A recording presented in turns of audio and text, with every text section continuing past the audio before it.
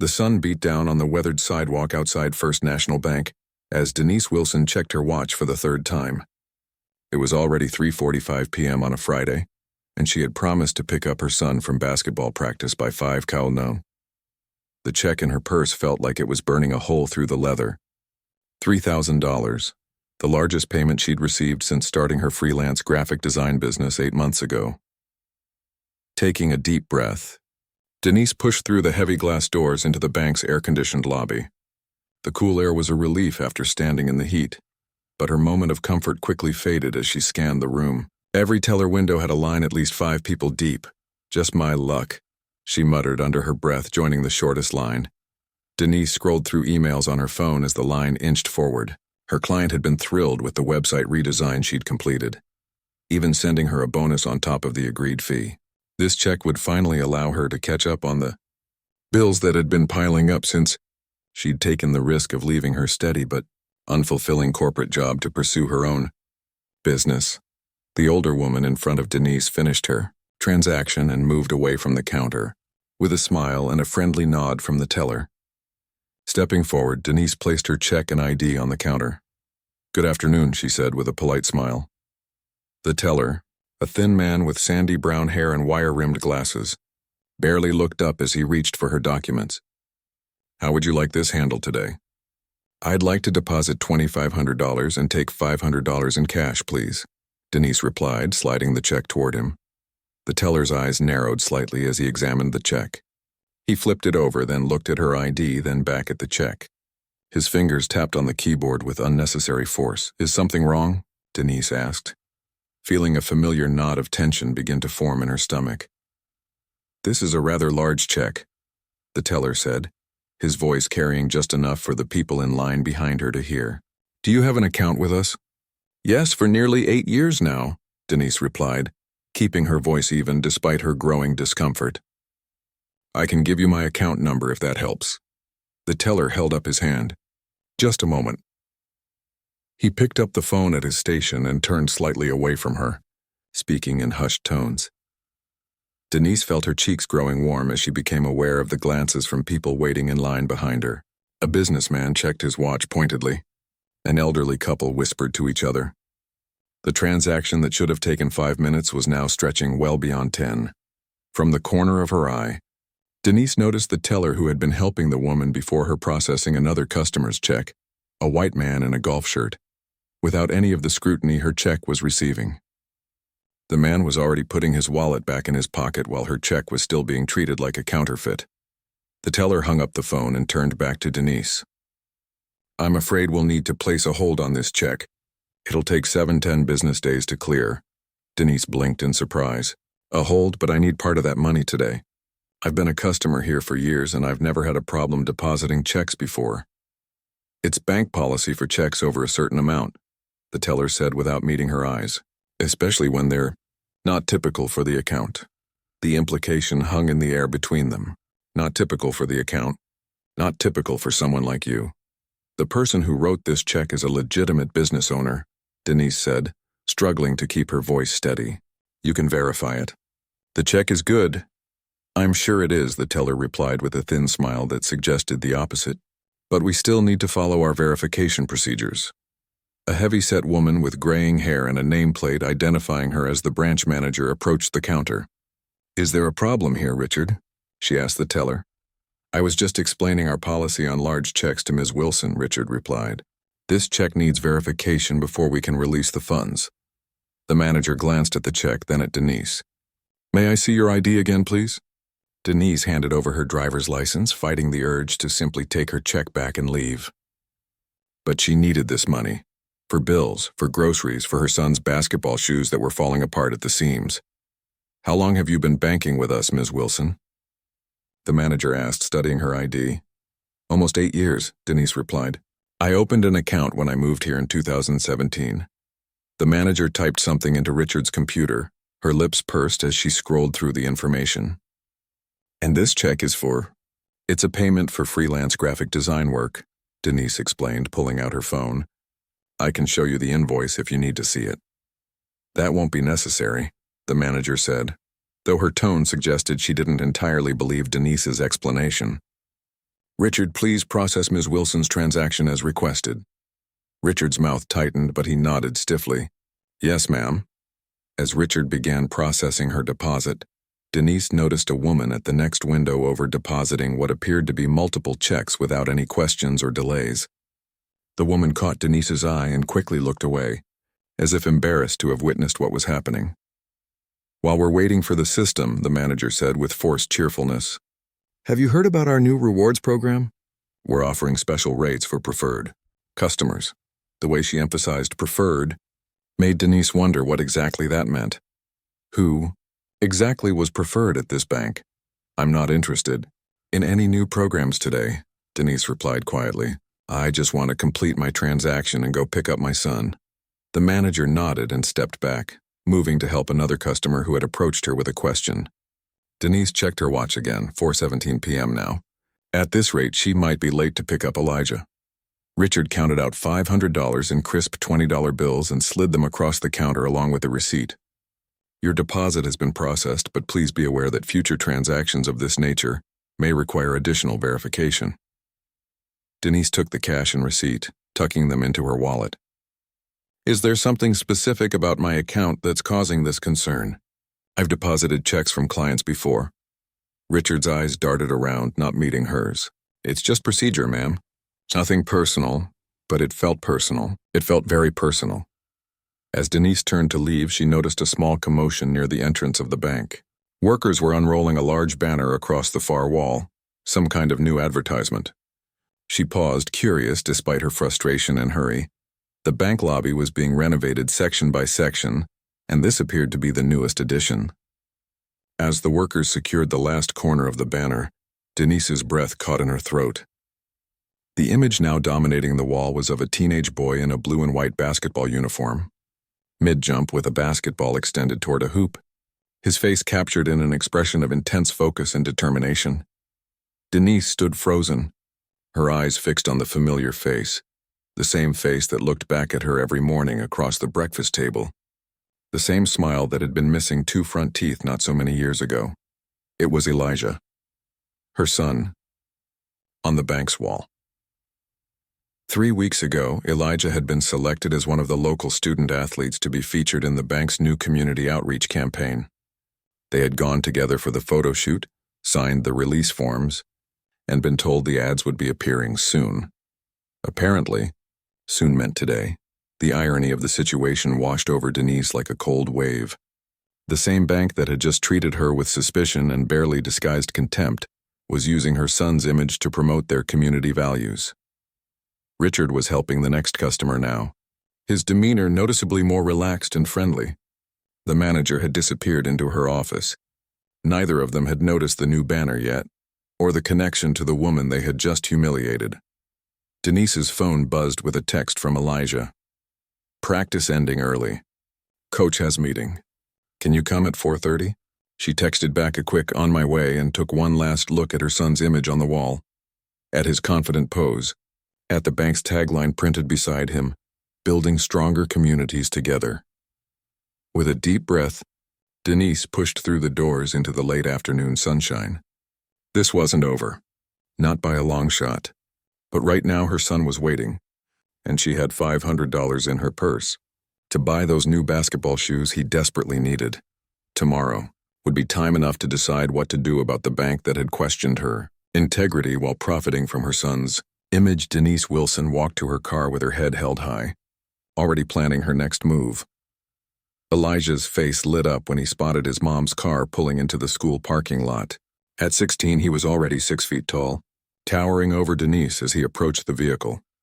Gym bag slung over one shoulder, his worn-out basketball shoes practically falling apart with each step. You're right on time, he said, sliding into the passenger seat. The car filled with the distinct smell of teenage boy who had just finished basketball practice. A mixture of sweat, deodorant, and determination.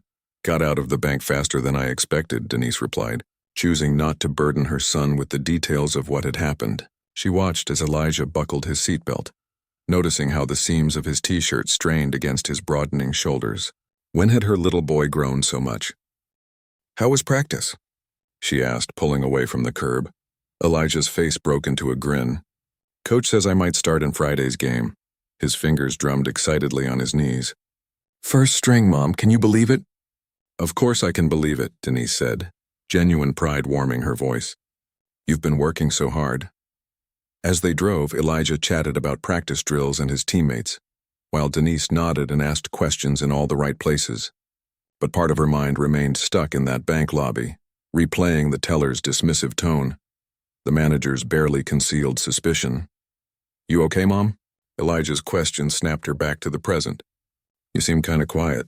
Denise forced a smile. Just thinking about all the things we need to do this weekend. She made a quick decision. Actually, how about we stop at the mall? Those shoes of yours are about to give up the ghost, and I think it's time for a new pair. Elijah's eyes widened. For real? But I thought we were waiting until next month. I got paid for the Parker website today, Denise said, changing lanes to head toward the mall. I think we can splurge a little. The smile that spread across her son's face was worth every moment of discomfort she had endured at the bank. Elijah had never complained about their tight budget, never demanded the expensive shoes and clothes that many of his teammates took for granted. He understood that since Denise had left her corporate job to start her own business, luxuries had become rare. 30 minutes later, they were in the shoe store, and Elijah was trying on a pair of basketball shoes he had been eyeing for months. The sales associate, a young man not much older than Elijah, chatted enthusiastically about the shoes' features. These have the best ankle support in the line, the associate explained. Perfect for someone with your playing style. Your coach will notice the difference right away. Elijah looked at his mother, a question in his eyes. Go ahead and try them on, Denise encouraged. Pushing aside thoughts of utility bills and car insurance payments, some things were worth it. Her son's happiness was one of them. As Elijah walked around the store testing the shoes, Denise noticed two men in business suits enter the shoe store. One of them glanced her way, then did a double-take, his eyes moving from her to Elijah. He nudged his companion and whispered something. The second man looked over as well, and Denise felt a familiar discomfort settle in her stomach. The first man approached while his colleague hung back, pretending to examine a display of running shoes. Excuse me, he said to Denise, his voice carrying the practiced charm of someone used to making sales pitches. I hope I'm not interrupting, but is that your son? Denise straightened her spine, immediately on guard. Yes, he is. I thought so, the man said, reaching into his jacket pocket and producing a business card. I'm David Wells, marketing director at First National Bank. We met briefly at the photo shoot a few weeks ago, though I'm not sure if you remember me. Denise studied the man's face, vague recognition setting in. He had been there, though they hadn't spoken directly. She had dealt primarily with the photographer and a woman from the marketing team. I remember, she said cautiously, accepting his card. David gestured toward Elijah, who was still testing out the shoes, oblivious to the conversation. The billboards went up today. Your son's image is, well, it's quite impactful. We've already received numerous positive comments. The irony of the situation wasn't lost on Denise. Yes, I saw the one in your main branch earlier today. Oh, you were in the branch? I hope everything was satisfactory with your visit. His question seemed genuine, but Denise wasn't in the mood to sugarcoat her experience. Actually, no, it wasn't. She replied quietly but firmly. Your teller questioned the legitimacy of a check I was depositing. He made me feel like I was trying to pull some kind of scam, while my son's face was being installed on your wall to show how community-minded your bank is. David's professional smile faltered.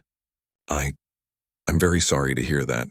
That certainly doesn't align with our values as an organization, doesn't it? Denise asked, keeping her voice low so Elijah wouldn't hear. Because it felt very much like business as usual to me. The second man, who had been lingering nearby, joined them now. Is everything okay here, David? This is Denise Wilson, David explained to his colleague. Elijah Wilson's mother. Ms. Wilson had an unfortunate experience at our main branch today. The second man's eyebrows rose slightly. Oh, I see. He extended his hand. Thomas Green. I'm the regional manager for First National. It's a pleasure to meet you, though I'm sorry it's under these circumstances.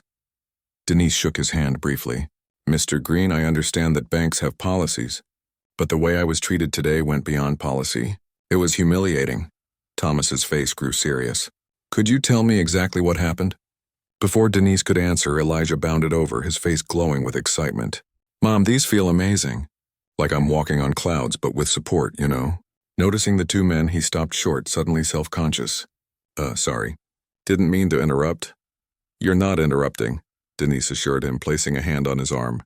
"These gentlemen are from First National Bank. They were just complimenting the billboard you're featured on." Elijah's face broke into a shy smile. "Oh, the billboards are up? That's cool. My friends are gonna flip when they see it." David seemed relieved by the change in conversation. "They look fantastic.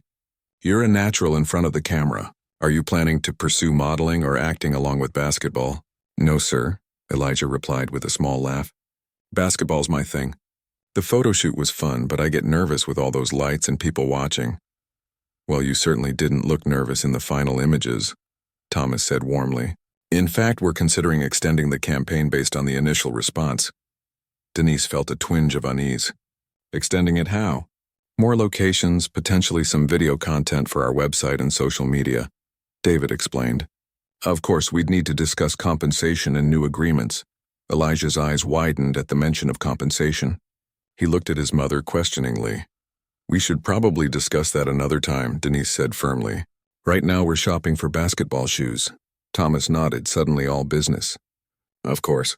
But before we go, Ms. Wilson, I want to sincerely apologize for your experience at our branch today. That's not how we want any of our customers to be treated. I'd like to follow up with you personally about this if you'll allow me." He pulled out his own business card and wrote a number on the back. "This is my direct line.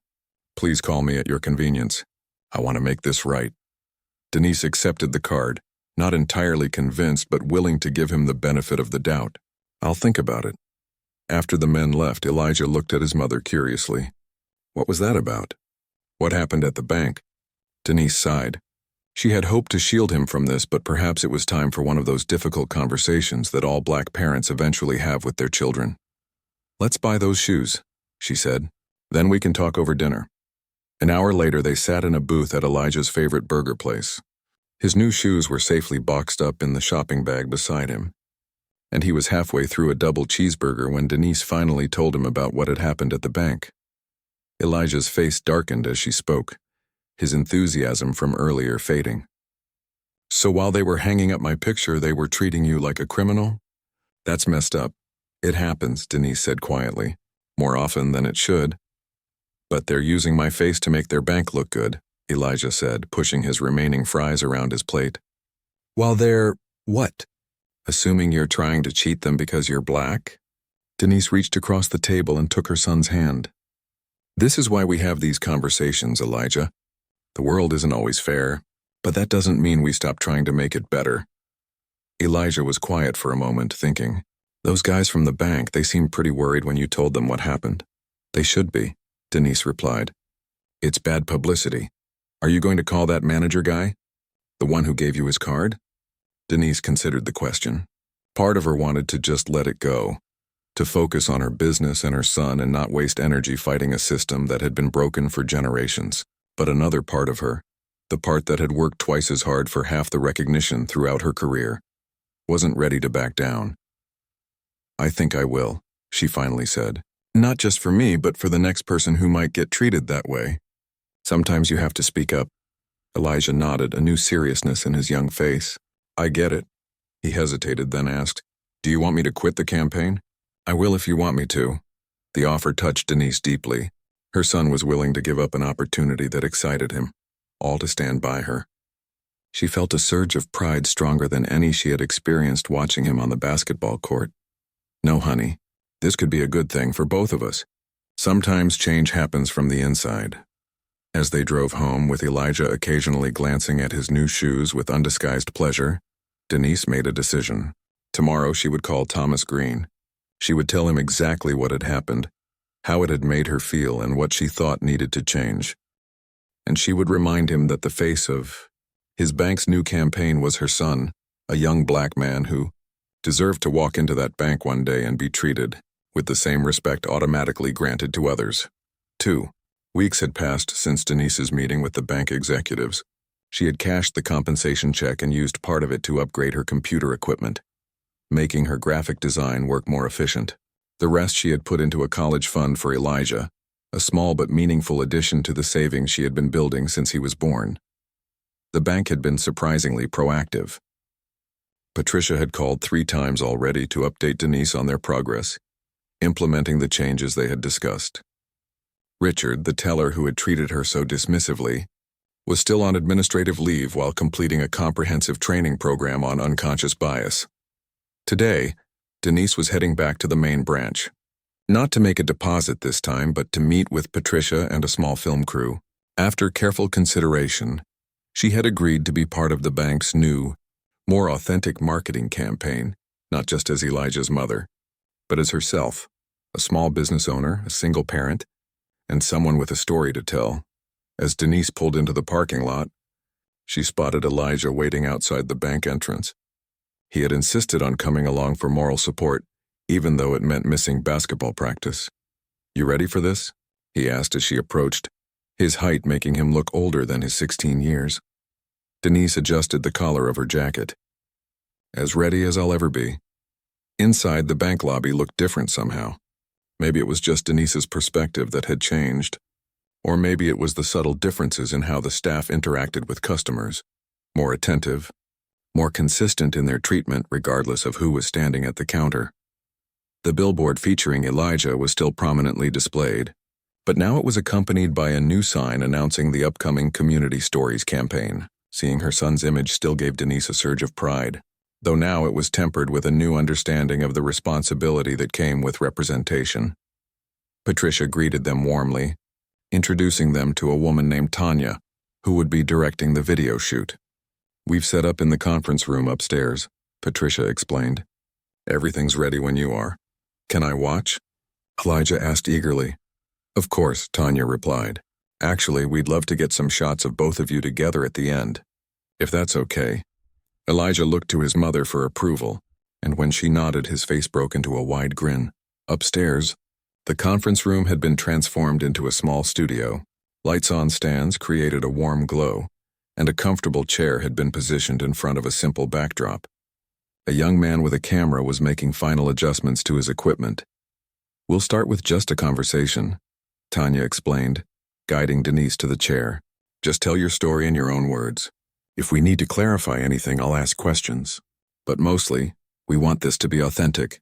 Your experience, your perspective." Denise nodded, taking a deep breath to calm the butterflies in her stomach.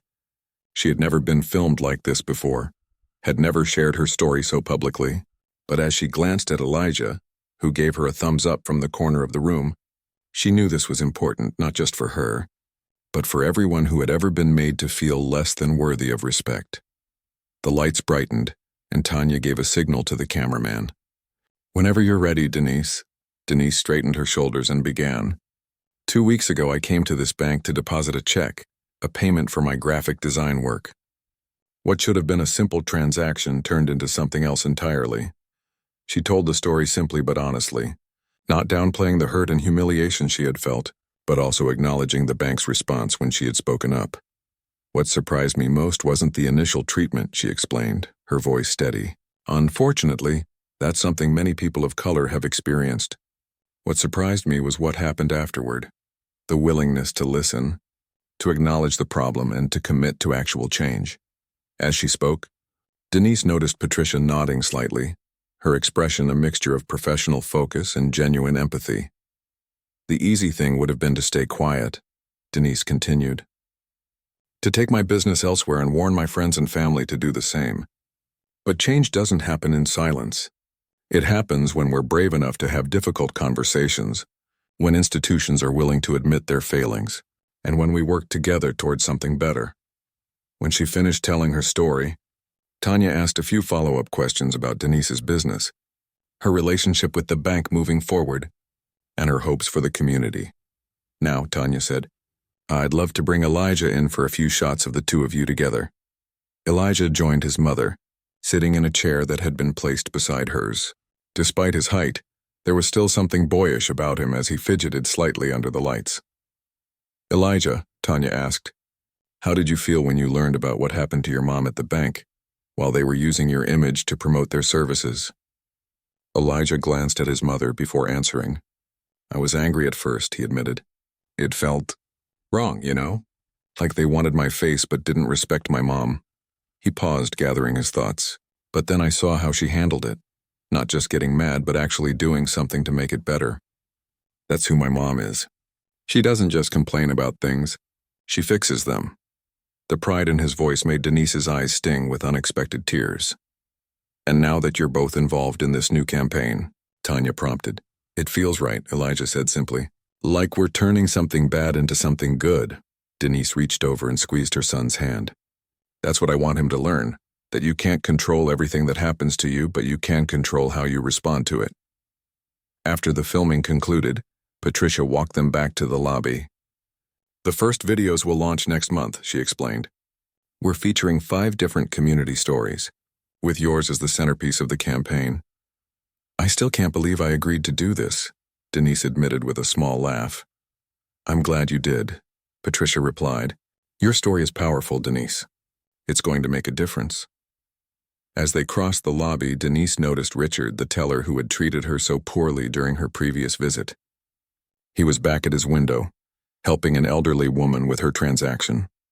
He glanced up and saw Denise, his expression freezing for a moment, before he gave a small, uncertain nod of acknowledgement. Denise returned the nod, not with anger or resentment, but with simple recognition.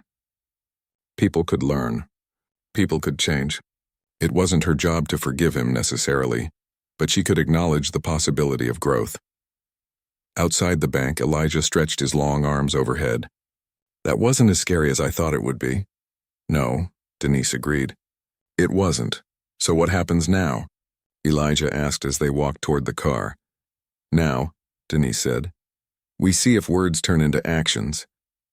The real test isn't what they say in meetings or put in commercials. It's what happens when an ordinary person walks into this bank 6 months from now. You mean when someone who isn't on a billboard comes in to cash a check? Elijah said with a knowing smile. Exactly, Denise nodded. Real change isn't about special treatment for people with connections. It's about fair treatment for everyone. As they drove home, Elijah turned to his mother. I've been thinking about something. You know how you always say we should stand up for what's right? Mm-hmm, Denise murmured, wondering where this was headed. There's this kid at school, Leo. The other guys give him a hard time because he's small and kind of quiet. I've never joined in, but I've never really stopped it either. Denise glanced at her son, noticing the thoughtful furrow of his brow. And now? Now I'm thinking I should do more than just not join in. Maybe I should actually say something when they start picking on him.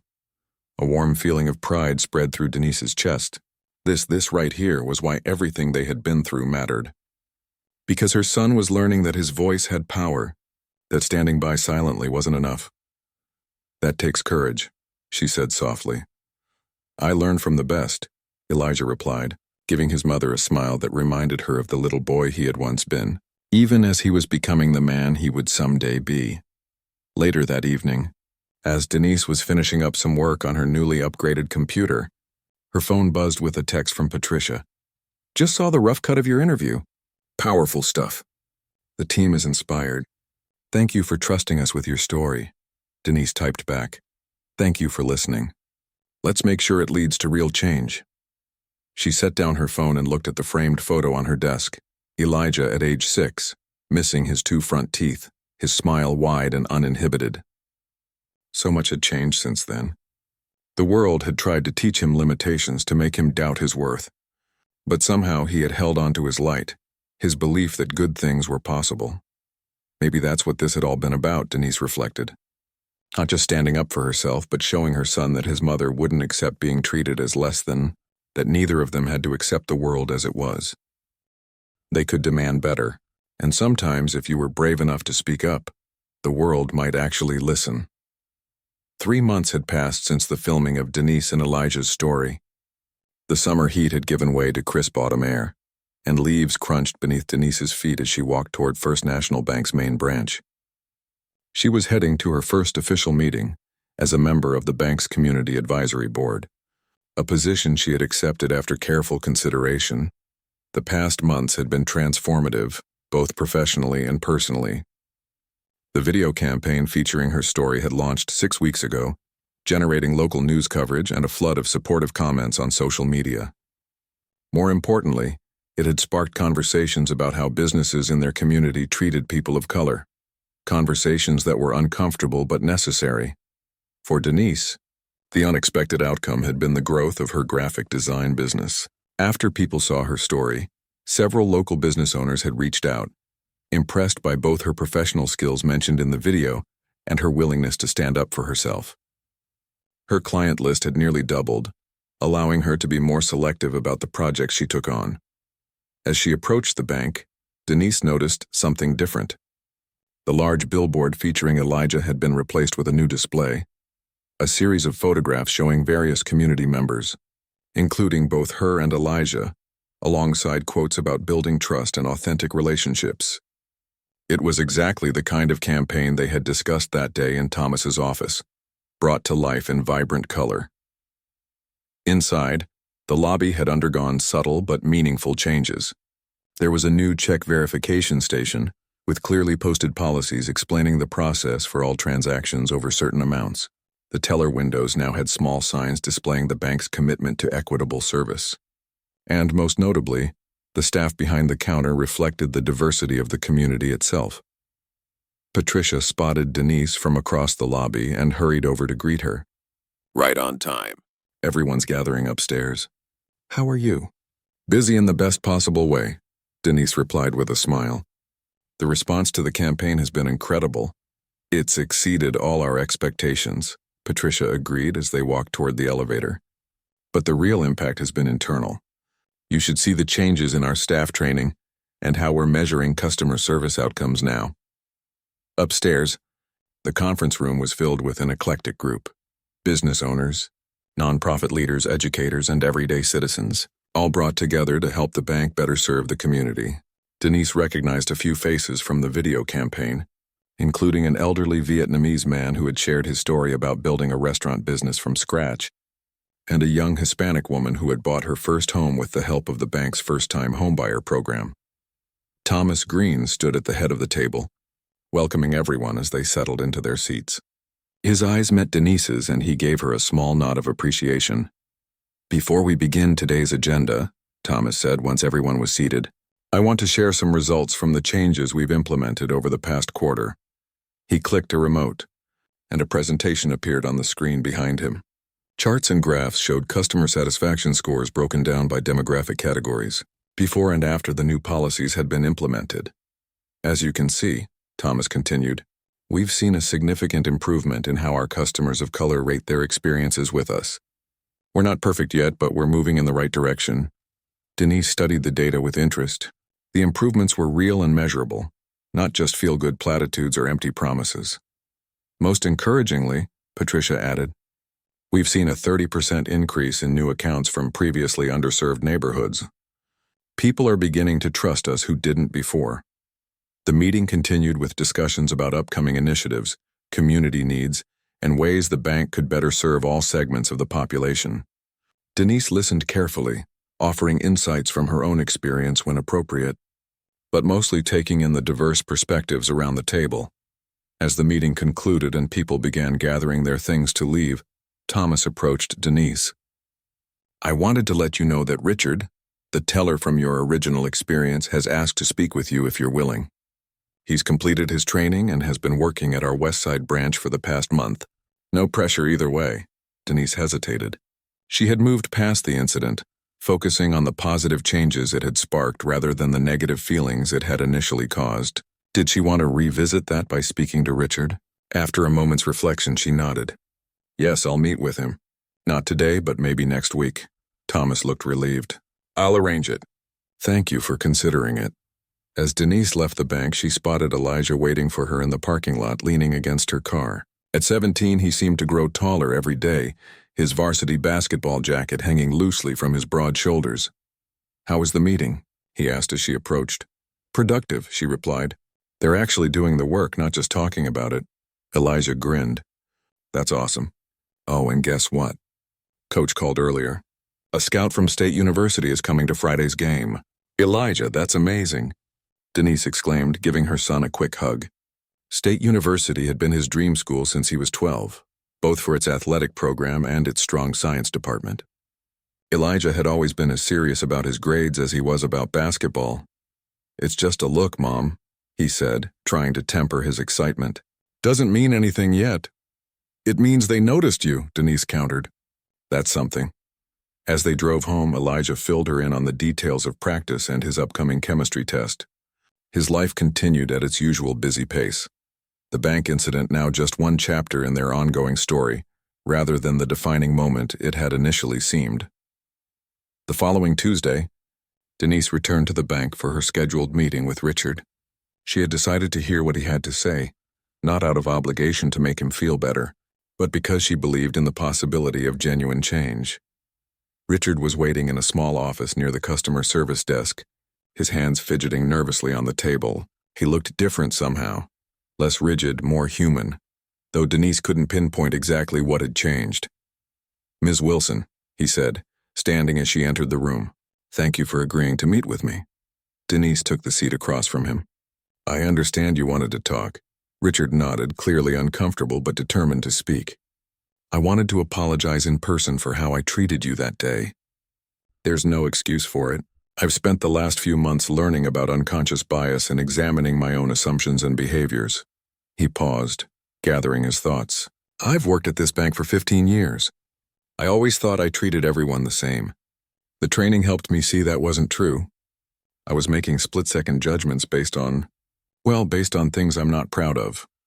Denise listened without interrupting, letting him find his way through the apology. "Anyway," Richard continued, "I know saying sorry doesn't undo what happened, but I wanted you to know that your willingness to speak up changed things, not just for the bank but for me personally. I'm grateful for that, even though I wish it hadn't taken something like this to open my eyes." When he finished speaking, Denise took a moment before responding. "Thank you for saying that," she said finally. "It couldn't have been easy." "No," Richard admitted, "but necessary." "Can I ask you something?" Denise said. Richard nodded. "The training you went through, do you think it made a real difference? Or was it just something to check off a list?" Richard considered the question seriously. "At first I was resistant. Felt like I was being punished, you know? But there was this moment during a role-playing exercise when I suddenly saw things from the other side. How it feels to be instantly judged. To have to prove yourself when others don't. Something clicked for me then." He shrugged slightly. "I can't promise I'll never make assumptions again, but I'm conscious of it now. I catch myself." "That's a start, right?" "It is," Denise agreed. "A necessary start." As she left the meeting, Denise felt a sense of closure. Not because Richard's apology erased what had happened, but because it represented something important, the possibility that people could learn, could grow, could do better once they knew better. Outside, the afternoon sun cast long shadows across the parking lot. Denise checked her phone and smiled at a text from Elijah. "Leo's joining us for dinner if that's okay. Making pasta." Over the past months, Leo had become a regular presence in their home. The quiet boy Elijah had mentioned that day after the video shoot had blossomed under Elijah's friendship, revealing a sharp wit and a talent for cooking that had turned their kitchen into a laboratory of culinary experiments, some more successful than others. "Sounds great," Denise texted back. "Be home in 20. As she drove, Denise reflected on the unexpected journey of the past few months. What had begun as a humiliating experience had transformed into something powerful, not just for her, but for her son, for the bank, and perhaps even for the community. Change, she had learned, rarely happened in dramatic, overnight transformations. More often it came in small shifts, a policy rewritten, a conversation that opened someone's eyes, a young man finding the courage to befriend someone others had ignored. When Denise arrived home, delicious smells greeted her at the door. In the kitchen, Elijah and Leo were working side by side, chopping vegetables and stirring a pot of sauce, music playing from Elijah's phone as they debated the merits of different basketball teams. "Mom's home," Elijah announced, looking up with a grin. "Leo's trying a new recipe. You're gonna love it." Leo, smaller than Elijah but with a quiet confidence that had grown over the past months, nodded in greeting. "It's almost ready, Ms. Wilson." "Can't wait," Denise replied, setting down her bag and joining them in the kitchen. "How was school today?" As the boys launched into stories about classes and teachers and upcoming games, Denise felt a profound sense of contentment. This moment of ordinary happiness, of her son and his friend cooking dinner in their kitchen, of plans and dreams and possibilities. This was what mattered most. The incident at the bank would always be part of their story, but it was no longer the most important part. It was simply one chapter in a larger narrative about standing up, speaking out, and creating the change you wanted to see. Later that evening, after Leo had gone home and Elijah had retreated to his room to finish homework, Denise sat at her desk, working on designs for a new client, a community credit union that had been inspired by First National's campaign to launch their own initiative focused on financial education in underserved neighborhoods. Her phone buzzed with a message from Patricia. "Just wanted to share this. A customer wrote to thank us for the changes at the bank. Said it was the first time she'd ever felt truly welcome there. Your ripple effect continues." Denise smiled, typing back, "That's what it's all about." She glanced at the framed photo of Elijah that still sat on her desk, now joined by a newer image, Elijah in his varsity jersey, arms slung around Leo's shoulders, both boys grinning widely after a game. Beside these was a small framed certificate announcing Denise's business as a finalist for the Chamber of Commerce's Entrepreneur of the Year award. Small victories. Meaningful changes. A life that continued to evolve in ways she couldn't have imagined that day. She stood in the bank lobby, feeling humiliated and angry. Denise had always taught Elijah that how you respond to challenges reveals your character. What she hadn't fully appreciated until now was how those responses could ripple outward, touching lives beyond your own, creating possibilities that hadn't existed before. A check refused. A billboard noticed. A conversation started, and a community slowly but surely beginning to change.